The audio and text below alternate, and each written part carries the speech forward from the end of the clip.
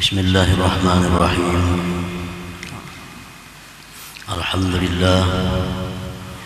Alhamdulillahilladzi khalaqal ibada wa a'malahum wa waffaqahum wa hadahum wajtabahum. Ashhadu an la ilaha illallah wahdahu la syarika lahu rabbul khalaiqi wa malikuhum. Wa ashhadu anna sayyidana Muhammadan abduhu wa rasuluhu afdalul khalqi wa atqahum. Allahumma salli wa sallim wa barik ala sayyidina Muhammadin khairil wara mustafahum wa ala alihi wa sahbihi wa dhurriyyatihi wa man ihtada bihudahum, amma ba'd. Yang kita hormati dan kita cintai para habaib dan para alim ulama, para muhibbin, hadirin hadirat rahimakumullah. Alhamdulillah, segala puji bagi Allah. Kita panjatkan syukur kehadiran Allah atas limpahan taufik hidayah dan inayah kepada kita, sehingga malam ini kita kembali bertemu dan berkumpul di majelis yang penuh dengan berkah dan rahmat. Salawat dan salam keharibaan junjungan kita kekasih Allah Nabi besar Muhammad sallallahu alaihi wasallam dan seluruh keluarga, para sahabat, zuriat dan pengikut beliau sampai hari kiamat nanti. Para muhibbin rahimakumullah, al-hikmatu tasi'ata asyarata ba'dal mi'ah minal hikamil ataiyah. Qala al-imam Ahmad ibn Athaillah as-Sakandari rahimahullah wa nafa'ana bi ulumihi wa asrarihi. Hikmah yang ke-119 dari Al-Hikam, berkata Imam Ahmad bin Athaillah as-Sakandari rahimahullah wa nafa'ana bi ulumihi wa asrarihi. La tatlub iwadan ala amalin lastapa yakfi minal jazai laka alal amal angkana lahu qabila. Yang artinya, janganlah kamu menuntut kepada Allah, menuntut gantian, ganjaran atas suatu amal yang mana engkau tidak memperbuat akan amal itu. Cukup dari balasan bagi engkau atas amal itu bahwa adalah Allah menerima amal tersebut. Nah, itulah terjemahnya hikmah yang ke-119 ini.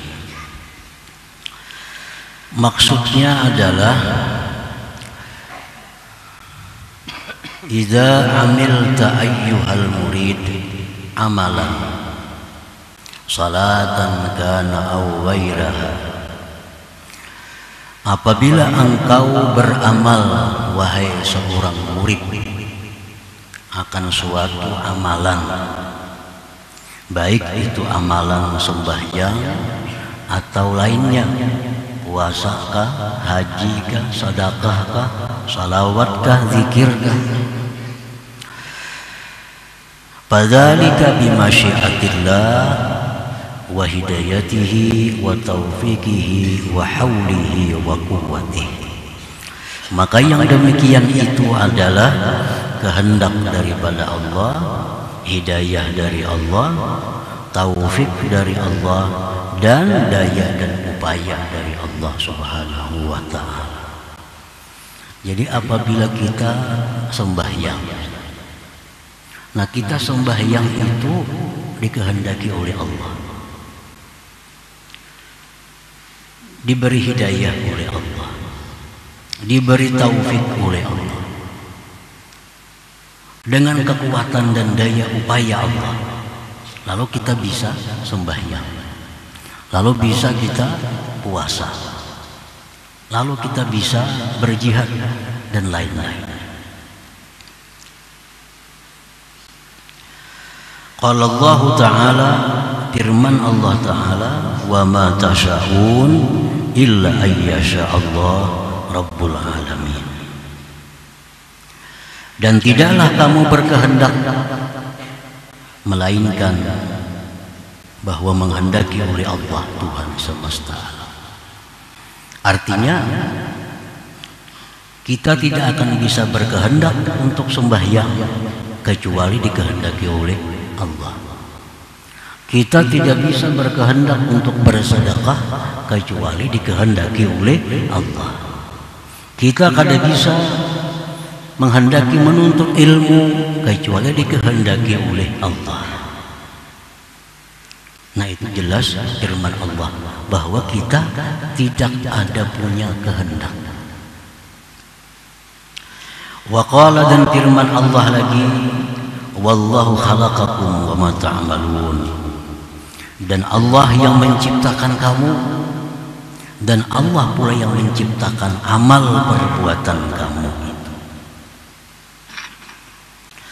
Wa qala ta'ala aidan, dan firman Allah Ta'ala lagi, wa ma ramaita idh ramaita walakinna Allah rama. Wahai Rasulullah, tidaklah engkau yang melemparkan itu ketika engkau melemparkan itu, tetapinya Allah yang melemparkan itu. Nah, para muhibbin rahimahumullah, ini ayat-ayat Allah, dalil-dalil yang jelas bahwa kita tidak ada punya kemampuan untuk beramal. Kita tidak punya kekuatan untuk beramal kalau tidak ada daya dan upayanya Allah. Kita tidak bisa berkehendak untuk beramal kecuali dikehendaki oleh Allah. Nah, fa iza taqarrara hadza fa kaifa yaliqu bik an tatlubal ajra ala amalin lastafailah. Bila mana sudah jelas yang demikian tadi, sudah jelas bahwa kita kada berkehendak kecuali kehendak dari Allah. Kita kada bisa melakukan apapun kalau tidak dilakukan oleh Allah. Nah, kalau sudah jelas itu, maka bagaimana patut dengan engkau bahwa engkau menuntut ganjaran atas amalan yang bukanlah engkau pada hakikatnya melakukan amalan itu. Wa innama anta muktasibul amal, engkau itu hanya adalah berusaha amal, la khaliqul amal, bukan menciptakan amal. Nah, para muhibbin rahimakumullah, jadi ini alasan, dalil kenapa kita kada cucuk, kada bagus kalau beramal tuh minta upah lawan Allah, minta pahala lawan Allah, kada cucuk. Kenapa? Karena amal itu bukan kita yang beramal pada hakikatnya. Kehendak-kehendak dari Allah, daya upaya dari Allah, semua ampun Tuhan. Kita hanya berusaha untuk beramal. Nah, para muhibbin rahimakumullah. Nah, dicontohkan umpamanya kita ini diberi orang rumah selengkapnya, diberi orang harta, diberi orang macam-macam fasilitas, dikasih lawan kita. Lalu orang itu menyuruh kita, menjadi orang itu tukarakan bang aku ini, kita tukarakan. Apakah patut kita minta upah kepada orang itu? Sedangkan si jin sudah memberi rumah lawan kita, sudah memberikan harta macam-macam lawan kita, memberikan fasilitas yang banyak lawan kita. Sekali si jin menyuruh, kalau minta upah pulang lawan si jin. Nah, patut ada itu. Ini satu contoh mendekatkan paham kita kepada yang dimaksud itu.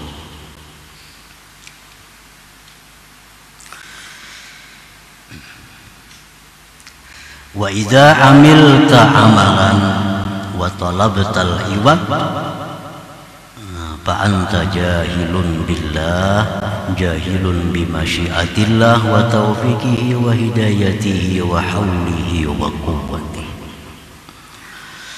Dan apabila engkau beramal satu amalan lalu minta gantian kepada Allah, minta ganjaran kepada Allah, ya Allah berilah sembahyangku ini pahala, ya Allah berilah sembahyangku ini surga sebagai gantiannya. Maka engkau itu jahil dengan Allah, jahil dengan Allah, jahil dengan kehendak Allah, jahil dengan taufik dan hidayah serta daya upaya dari Allah. Berarti kita ini kada tahu pada bahwa Allah yang menggerakkan hati kita untuk beramal. Kita kada tahu bahwa Allah itulah yang memberikan daya upaya kepada kita sehingga bisa beramal. Kita kada tahu bahwa kita beramal itu dengan taufik dan hidayah dari Allah. Nah, kada tahu. Dikira ampun seorang, dikira kehendak-kehendak seorang, dikira kemampuan-kemampuan seorang, dikira lagi daya upaya seorang, dikira pulang kita beramal itu manfaatnya untuk Allah, lalu minta upah jadinya. Nah, itu sebabnya. Itu sebabnya kita minta upah itu, karena kita merasa awak-awak kita, tubuh-tubuh kita, gerak-gerak kita, kekuatan-kekuatan kita, dan amal kita ini manfaatnya kepada Allah. Nah, lalu kita minta upah. Lalu kita minta upah kepada Allah Subhanahu wa Ta'ala. Nah, jadi apabila engkau itu beramal suatu amal dan engkau menuntut ganti daripada amal itu, sembahyang hendak surga, bersedekah hendak bertambah-tambah rezeki, macam-macam kehendak dengan amal. Nah, maka itu engkau jahil dengan Allah, jahil dengan kehendaknya, taufiknya, hidayahnya, daya dan upaya. Wal jahil billah yastahiqqul iqab min. Orang yang jahil dengan Allah itu berhak disiksa oleh Allah. Nah, orang jahil dengan Allah itu berhak disiksa oleh Allah.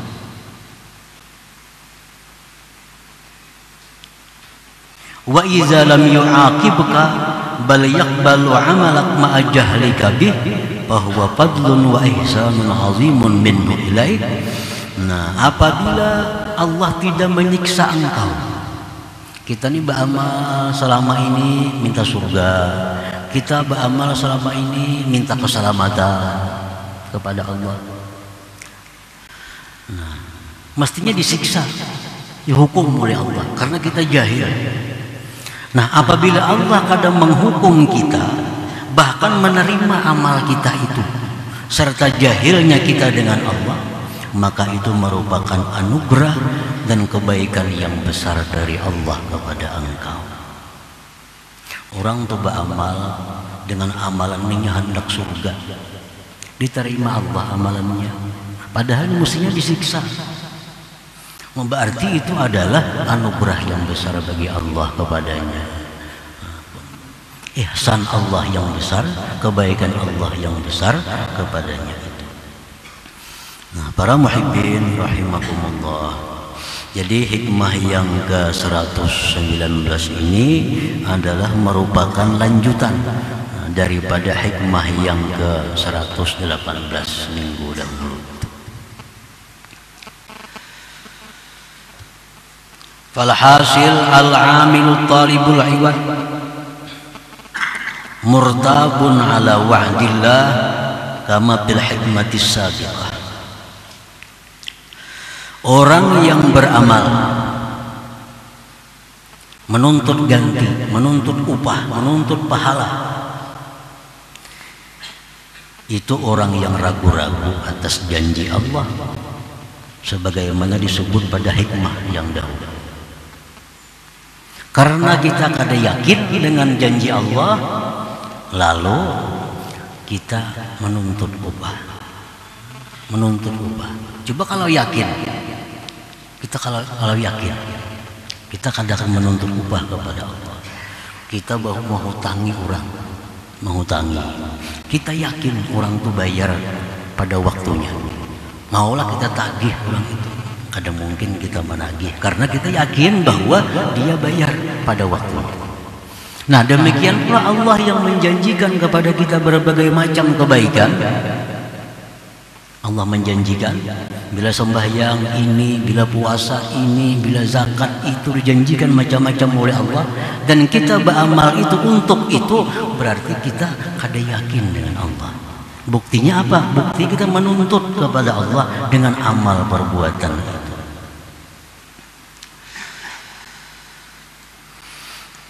Wajahilun billahi ta'ala, dan orang yang beramal menuntut gantian tadi jahil dengan Allah Ta'ala tadi, jahil dengan Allah, jahil dengan dirinya sendiri.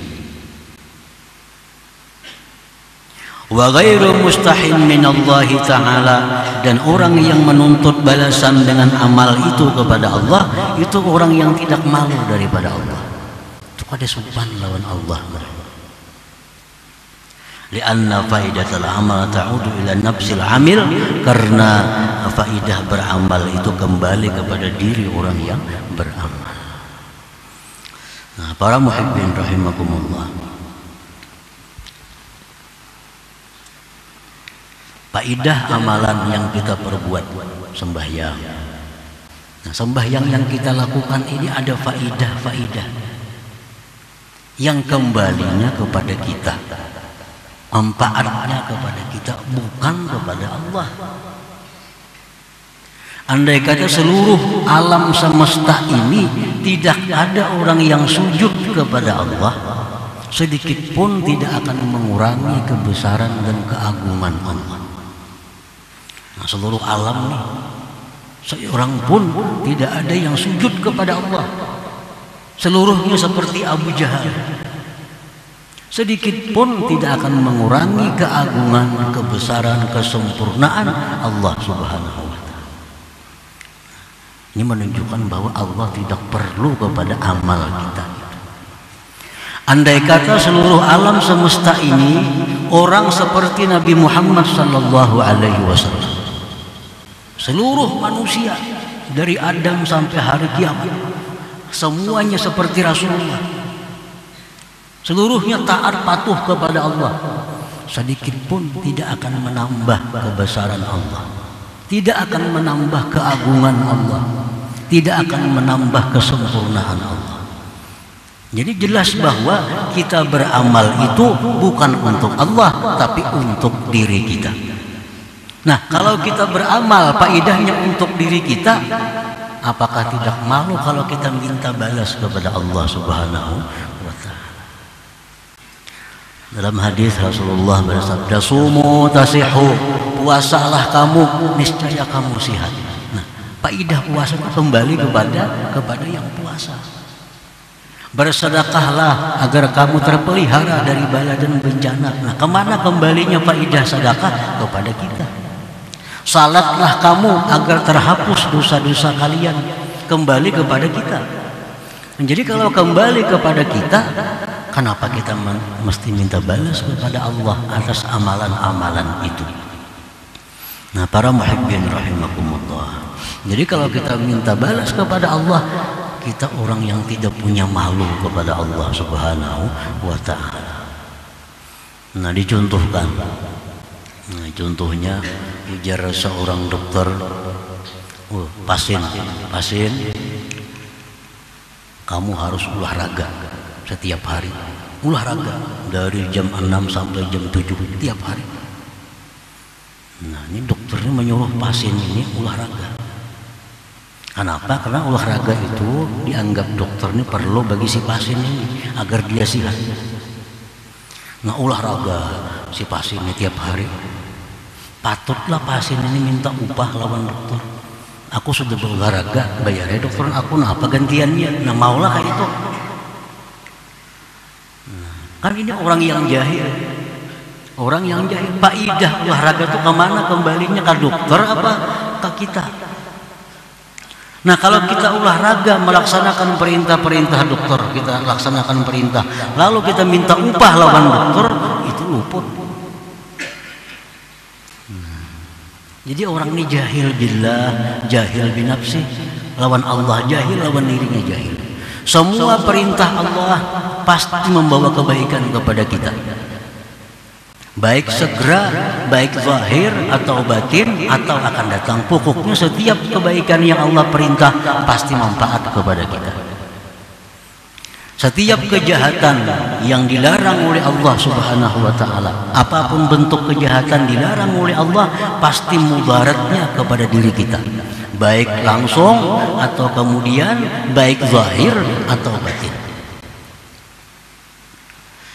Nah, para muhibbin rahimakumullah, jadi dengan hikmah yang ke-118, hikmah yang ke-119 ini jelas bahwa kalau selama ini kita beramal mengharap sesuatu kepada Allah dengan amal itu, bahwa itu adalah suatu kesalahan kita yang mesti dirubah, mesti dirubah. Jangan sampai kita tergolong orang jahil, orang yang tidak pemalu kepada Allah, orang yang ragu-ragu dengan janji Allah. Nah, jadi kita mulai sekarang ini kita sembahyang semata-mata melaksanakan perintah Allah. Kita puasa semata-mata melaksanakan perintah Allah. Kita bersedekah semata-mata melaksanakan perintah Allah. Tidak ada harapan-harapan lain dengan sembahyang itu selain keridhaan Allah Subhanahu wa ta'ala. Nah, para muhibbin rahimakumullah, perkara kita minta surga kepada Allah itu disuruh. Perkara kita berlindung dari api neraka itu disuruh. Tetapi kita minta kepada Allah surga itu, kita berlindung kepada Allah daripada neraka itu, mesti diakhiri dengan birahmatika ya arhamar rahimin, dengan rahmat engkau ya arham, bukan dengan amal kita. Minta surga kepada Allah, Firdaus, surga yang paling top itu Firdaus. Rasulullah menyuruh kita mintalah surga Firdaus. Tapi kita minta jangan sekali-kali karena kita melihat kita ini ahli sembahyang, kita melihat ahli puasa, jangan memandang itu kita minta, berarti kita minta ganti. Nah, mintalah surga, mintalah keselamatan neraka semata-mata dengan rahmat Allah Subhanahu wa ta'ala. Tidak ada larangan untuk minta apapun kepada Allah, surga, minta bidadari, minta gedung, minta mahligai apapun, tidak dilarang oleh Allah Subhanahu wa ta'ala. Tapi jangan sekali-kali minta itu diakibatkan karena sembahyang, disebabkan karena sembahyang, karena puasa, jangan. Mintalah kepada Allah dengan rahmat Allah Subhanahu wa ta'ala. Nah, perkara kita sembahyang, perkara kita beribadah itu karena menjunjung perintah Allah dan mencari keridhaan Allah, titik di situ. Titik. Kalaupun ada janji-janji ini, sembahyang ini dapat ini, kita yakin kada perlu minta lagi. Nah, jadi sembahyang, beribadah karena Allah, mengharapkan keridhaan Allah. Nah, kalau demikian kita beramal, maka amal kita sudah tergolong ikhlas. Ikhlas karena Allah Subhanahu wa ta'ala. Bukan lagi beribadah karena takut neraka, bukan lagi beribadah mengharap surga. Nah, itu adalah sudah kita tinggalkan di masa-masa yang lampau cara-cara yang demikian. Dan kita bersyukur kepada Allah, Allah tidak menyiksa kita dengan demikian yang dahulu itu. Itu rahmat Allah kepada kita, anugerah kepada kita. Kita masih diberi Allah kesempatan untuk memperbaiki amal kita yang dari dulunya karena surga, yang dari dulunya karena takut neraka. Sekarang kita beramal karena Allah dan mengharapkan ridha Allah Subhanahu wa ta'ala. Nah, para muhibbin rahimakumullah, kalau kita beramal dengan cara demikian, sedikit pun tidak akan mengurangi janji Allah kepada kita. Bersedekah, sedekah itu menjaga diri daripada bala. Ini janji, sudah janji Allah lewat Rasulullah disampaikan. Sedekah itu menjaga mati jahat. Sedekah itu menambah harta. Macam-macam sedekah ini. Nah, kalau kita beramal karena Allah, mengharapkan bersedekah itu ridha Allah, maka janji-janji itu bahkan lebih sempurna diberikan kepada kita. Lebih sempurna daripada kita bersedekah karena mengharapkan yang demikian tadi. Nah, jadi biasakanlah bersedekah itu karena Allah, mengharapkan ridha Allah, pasti akan dapat faidah-faidah sedekah itu pasti kembali kepada kita, karena itu janji Allah dan Rasulnya sallallahu alaihi wasallam. Nah, para muhibbin rahimakumullah, selanjutnya hikmah yang ke-120 insyaallah taala. إلى حضرة النبي صلى الله عليه وسلم الفاتحة. أعوذ بالله من الشيطان الرجيم. بسم الله الرحمن الرحيم. الحمد لله رب العالمين الرحمن الرحيم مالك يوم الدين. إياك نعبد وإياك نستعين اهدنا الصراط المستقيم صراط الذين أنعمت عليهم غير المغضوب عليهم ولا الضالين آمين. بسم الله الرحمن الرحيم. الحمد لله رب العالمين. اللهم صل وسلم وبارك على سيدنا وحبيبنا محمد وعلى آله وصحبه أجمعين. نعوذ بالله من شر هذا الزمان وأهله، ونعوذ بجلالك وجلال وجهك وكمال جلال قدسك أن تجيرنا ووالدنا وأولادنا وأهلنا وأحبابنا وأموالنا وجميع المسلمين والمسلمات من شر هذه السنة، وقنا وإياهم شر ما قضيت بها، واصرف عنا وإياهم شر هذا الشهر يا كريم النظر، واختم لنا وإياهم بهذا الشهر والدهر بالسلامة والعافية والسعادة وحسن الخاتمة يا ذا الجلال والإكرام يا أرحم الراحمين.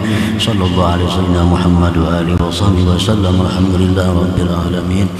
يا الله بها يا الله بها الله بحسن الخاتمة. يا الله بها الله بها يا الله حسن الخاتمة. يا الله بها الله بها يا الله بحسن الخاتمة. فيا يرجو منه شفاعة صلوا سلموا تسليما. اللهم صل وسلم